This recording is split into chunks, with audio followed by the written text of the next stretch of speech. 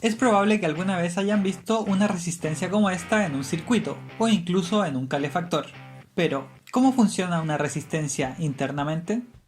Primero debemos aclarar el concepto de electricidad y para ello vamos a usar este trozo de cable.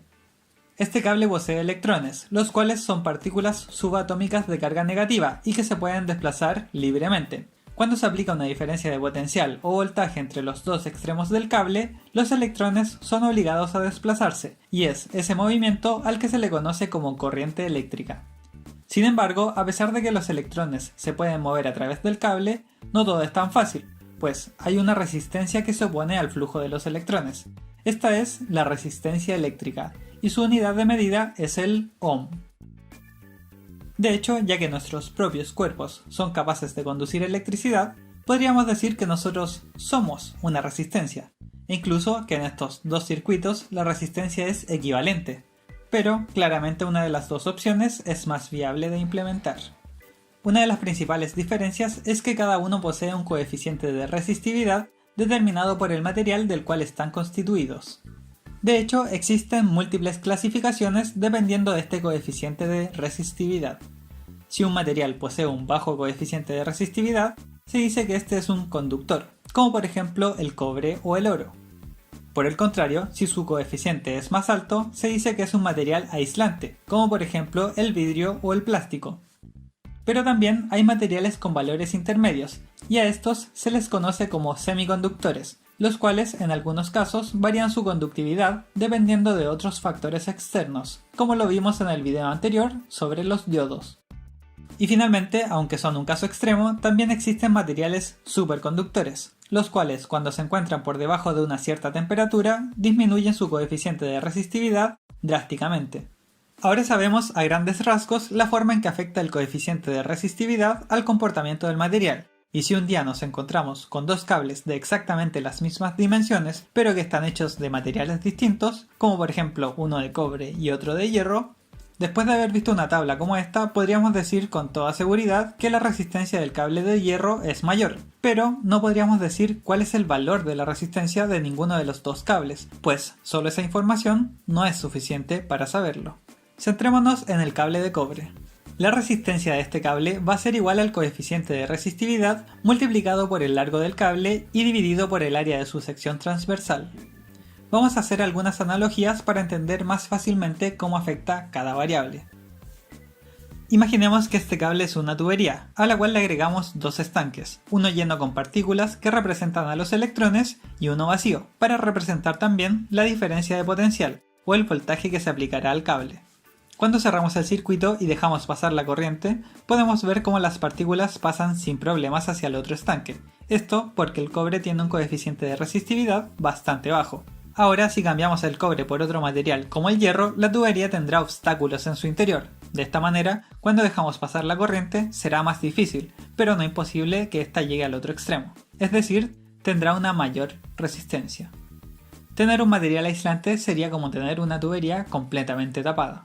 Las siguientes dos variables son más fáciles de entender. Si tenemos una mayor distancia que recorrer en la tubería, es lógico que se requiera más tiempo y esfuerzo para llegar al otro extremo. Es decir, a mayor largo del cable, mayor es la resistencia. Por otro lado, si aumentamos el diámetro de la tubería, aun cuando el coeficiente de resistividad siga afectando en todo el volumen, van a existir más posibles caminos para que pasen los electrones. En otras palabras, a mayor área de sección transversal del cable, hay una menor resistencia al paso de la corriente. Ahora volvamos a la versión real antes de que mi computador se derrita por hacer estas simulaciones. Si bien se suele usar esta fórmula por su simplicidad, deben saber que la temperatura también puede afectar el valor de una resistencia, ya que el coeficiente de resistividad que encuentran en las tablas como esta especifican la temperatura a la cual ese valor es correcto. Si bien la mayoría de los metales aumenta su coeficiente de resistividad al aumentar la temperatura, esto no es cierto para todos los materiales. Es importante mencionar que en la realidad casi nunca van a tener un cable entre los dos polos de una fuente de energía, pues esto podría generar un cortocircuito, es decir, un aumento brusco en la cantidad de corriente que pasa por el conductor. This power supply can generate 20 volts 150. Y digo casi porque cuando se quiere generar calor, como por ejemplo en un calefactor, básicamente eso es lo que se hace. A este fenómeno, mediante el cual un conductor emite calor cuando pasa una corriente por él, se le conoce como efecto Joule. Y podemos calcular la energía disipada en forma de calor como la multiplicación entre el voltaje aplicado en el conductor, la intensidad de la corriente eléctrica que está pasando y el tiempo durante el cual esto ocurre. La limitante de hacer esto es que el material se podría llegar a fundir o oxidarse extremadamente rápido, dejándolo inutilizable. Es por eso que para este tipo de casos se suelen usar aleaciones como el nicrom, el cual en primer lugar tiene un punto de fusión de 1400 grados Celsius y además posee un alto coeficiente de resistividad. Esta última característica es precisamente la razón por la cual se calienta solo esa sección y no el cable que enchufamos. Volviendo al tema principal, ahora que sabemos cómo obtener una cantidad de ohms a nuestro gusto, en teoría podríamos crear nuestra propia resistencia utilizando un material extremadamente delgado y con un coeficiente de resistividad alto. Pero en realidad no son así. Si fuera solo un alambre, sería extremadamente difícil conseguir una resistencia precisa en un tamaño tan pequeño. Existen distintas formas de crear una resistencia dependiendo de qué tantos ohms se quieran obtener y qué tan preciso sea su valor. La primera forma es utilizando un cable de níquel enrollado en un tubo de cerámica, que por cierto es un aislante. De esta manera se puede controlar la resistencia total modificando el largo del cable pero manteniendo un tamaño compacto. La segunda opción es utilizando un material compuesto en un volumen definido, pero que mediante la variación de los elementos que la componen se puede variar su coeficiente de resistividad y por lo tanto la resistencia del conjunto. Y la tercera opción es mediante un cilindro de cerámica recubierto por un film de carbono, el cual se corta en forma de espiral hasta obtener la resistencia deseada. En otras palabras, se va creando un cable de carbono gradualmente para aumentar la resistencia hasta el valor deseado. Como generalmente estas resistencias son tan pequeñas, sería bastante difícil imprimirles cuál es su valor. Es por eso que se inventó un código de colores, mediante el cual podemos saber su valor en ohms, aún sin números. Por ejemplo, esta es una resistencia de 200 kΩ. La forma de leer su valor es la siguiente. La primera y segunda banda corresponden a dígitos del 0 al 9. En este caso el rojo es 2 y el negro es 0.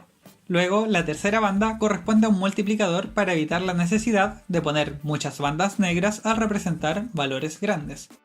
En este caso la banda amarilla significa que hay que multiplicar por 10.000. Entonces 0 por 10.000 nos da 200.000 ohms o 200 kiloohms. Y la última banda que nos va quedando corresponde a la tolerancia de este valor, pues como vimos anteriormente se requiere muchísima precisión para generar un valor exacto. En este caso el dorado significa que la tolerancia del valor es de más o menos 5% del valor definido. Puede que en algún momento se encuentren con resistencias con más bandas y su lectura variará ligeramente, pero la lógica es la misma.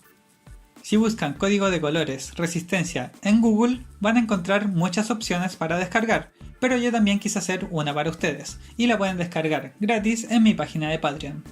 Como podrán imaginar, es poco probable que existan resistencias para todos los valores, por lo que existen diferentes formas de mezclar resistencias conocidas para obtener un valor deseado. La primera forma es conectando resistencias en serie, con lo cual el valor de la resistencia equivalente es igual a la suma de las resistencias conectadas. Esto es muy fácil de recordar si pensamos en la fórmula que vimos al inicio.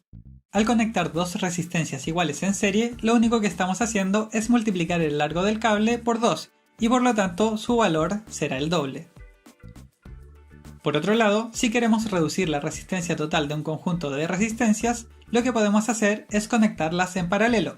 Si conectamos dos resistencias iguales en paralelo y pensamos nuevamente en la fórmula, nos daremos cuenta de que lo que estamos haciendo ahora es simplemente multiplicar el área transversal por 2, es decir, vamos a tener la mitad de la resistencia. Para sistemas más complejos, la forma de calcularlo es algo como esto, pero lo importante es que entiendan el por qué es así. Llegado a este punto, creo que ya están listos para comenzar a hablar sobre para qué sirve una resistencia. El uso de una resistencia con un valor estático en un circuito nos permite regular el voltaje que se va a generar en distintos componentes. Supongamos que tenemos una batería de 12 volts y un LED que funciona a un máximo de 3 volts, pues si supera ese valor, se va a quemar. En este circuito extremadamente simple, solo con poner una resistencia del valor adecuado podemos hacer que pasen exactamente 3 volts por el LED. En este video no quiero entrar en mucho detalle sobre cómo calcular el valor de la resistencia que necesitaríamos, pero si quieren seguir por su cuenta les resumo 3 leyes extremadamente importantes. La primera es la ley de Kirchhoff de voltaje, la cual nos dice que si sumamos todos los voltajes siguiendo una trayectoria cerrada en un circuito, el valor debe ser 0. O en otras palabras, la sumatoria del voltaje de cada uno de los componentes en esta trayectoria debe ser igual al voltaje en la fuente que los está alimentando. La segunda es la ley de Kirchhoff de corriente, la cual nos dice que en cada nodo, es decir, donde hay más de un posible camino para la corriente que entra debe ser igual a la que sale. Y finalmente, la tercera ley es la ley de Ohm, la cual nos dice que el voltaje en un componente es igual a la corriente que pasa por él multiplicado por su resistencia. Lo cual, por cierto, nos permite despejar cualquiera de las 3 variables siempre y cuando tengamos las otras 2. Como ya les dije, una resistencia nos permite controlar el voltaje que pasa por otros componentes, y habrán veces en las que queremos modificar ese voltaje durante el uso del circuito, no solo durante la etapa de diseño, y es aquí donde aparece el potenciómetro. La forma en que funciona un potenciómetro es utilizando una resistencia en forma de arco, la cual al agregar un punto de contacto con otro terminal justo entre sus extremos, actúa como si hubieran 2 resistencias en serie. De esta forma, si medimos la resistencia entre el primer terminal y el intermedio, obtendremos un valor, mientras que si medimos el tercer terminal y el intermedio, obtendremos otro valor. Sin embargo, al medir la resistencia entre el primer terminal y el último terminal, esta será siempre la misma, ya que al estar en serie se deben sumar. Esta característica nos permite generar circuitos como este, en el cual al variar el potenciómetro variamos el voltaje que pasa por el LED.